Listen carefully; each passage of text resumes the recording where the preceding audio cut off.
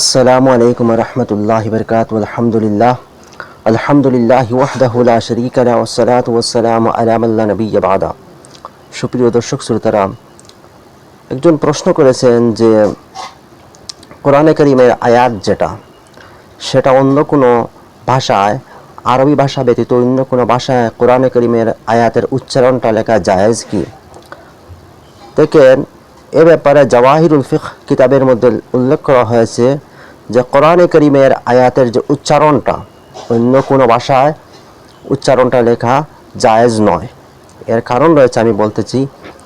আপনি ব্যাখ্যা অন্য ভাষায় করতে পারবেন, আপনি কোরআনে কারীমের আয়াতের যে অর্থগুলো রয়েছে তাও অন্য ভাষায় করতে পারবেন, কিন্তু কোরআনে কারীমের আয়াতের যে উচ্চারণ সেটা অন্য ভাষায় আপনি করতে পারবেন না। জাওয়াহিরুল ফিকহ কিতাবের মধ্যে উল্লেখ রয়েছে। তথা আল ইতকান ফি উলুমিল কুরআন, এই কিতাবের মধ্যে উল্লেখ রয়েছে যে আপনি অন্য কোনো ভাষায় সেটা লিখতে পারবেন না। ওয়াফিল ইতকান ওয়া হাল ইয়াজুজ কিতাবাতুহু বিকালামি গায়রিল আরবি ক্বালা আয-যারকাশী লাম আরা ফীহি কালামান লিআহাদিন মিনাল উলামা। আপনি অন্য কোনো ভাষায় কোরআনে কারীমের উচ্চারণটা আপনি লিখতে পারবেন না। এর কারণ হচ্ছে যে কোরআনে কারীমের প্রত্যেকটা হরফের উচ্চারণ এক এক ধরনের রয়েছে। আপনি বাংলা ভাষায় যদি উচ্চারণটা লিখেন তাহলে এই সম্পূর্ণ হরফের উচ্চারণটা আসবে না। আর কোরআনে কারীমের এমন কিছু রয়েছে, অক্ষর রয়েছে, যে অক্ষরের উচ্চারণ যদি আপনি সঠিকভাবে যদি না হয়, এর অর্থ এর মধ্যে অনেক পার্থক্য দেখা যায়।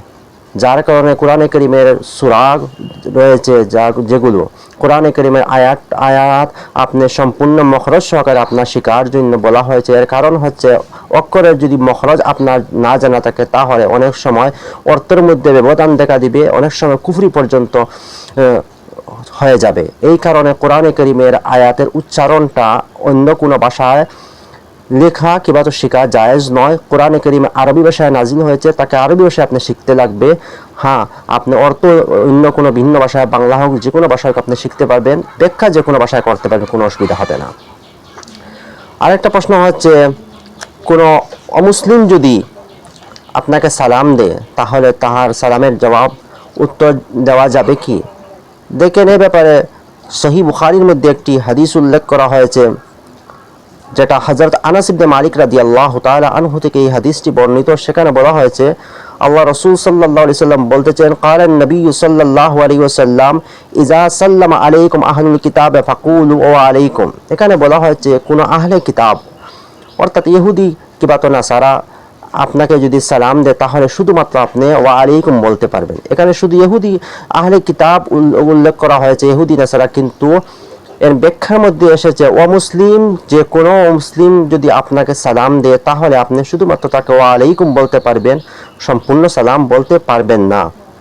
যেমন ফতোয়ায়ে শামীর মধ্যে উল্লেখ রয়েছে, ওয়ালাউ সাল্লামা ইয়াহুদিয়ুন আও নাসরানিয়ুন আও মাজুসিয়ুন আলা মুসলিমিন ফালা বা'সা বির-রাদ্দি ওয়ালাকিন লা ইয়াজিদু আলা কওলিহি ওয়া আলাইকা কামা ফিল খানিয়া। এখানে উল্লেখ করা হয়েছে ফতোয়ায়ে শামিয়া তথা ফতোয়া কাজী খানের মধ্যে উল্লেখ করা হয়েছে, কোনো ইহুদি কিংবা তো কোনো নাসারা কিংবা তো মজুসি অর্থাৎ অমুসলিম যদি আপনাকে সালাম দেয় তাহলে আপনি তার উত্তর দিতে পারবেন, কোনো অসুবিধা নাই, কিন্তু উত্তরটা শুধুমাত্র ওয়া আলাইকা বলতে হবে। ওয়া আলাইকুমুস সালাম আপনি বলতে পারবেন না, শুধুমাত্র ওয়া আলাইকা বলতে লাগবে। তেমনভাবে ফতোয়া আলিমগীর মধ্যে উল্লেখ করা হয়েছে, ওয়ালা বা'সা বিরাদ্দিস সালাম আলা আহলি জিম্মাতি ওয়ালাকিন লা ইয়াজাদু আলা কওলি ওয়া আলাইকুম। এখানেও বলা হয়েছে অমুসলিম সালাম দিলে শুধুমাত্র আপনাকে ওয়া আলাইকা বলতে হবে, সম্পূর্ণ সালাম বলতে পারবেন না। আরেকটা প্রশ্ন হচ্ছে, কোন একজন প্রশ্ন করেছেন যে উনি স্বপ্নে দেখেছেন যে ওযু করতেছেন, এর ব্যাখ্যা কি? দেখেন, এ ব্যাপারে একটি ফাতহুল বারী কিতাবের মধ্যে উল্লেখ করা হয়েছে।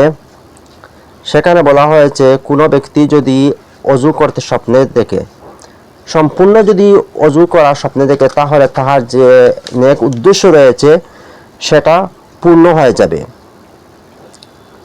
আর যদি দেখে অযুটা অর্ধেক করেছে তাহলে তার যেটা কাজ সামনে রয়েছে, যে উদ্দেশ্য, যে কাজটা তার করার উদ্দেশ্য হচ্ছে, সেই কাজটা তার অর্ধেক হবে।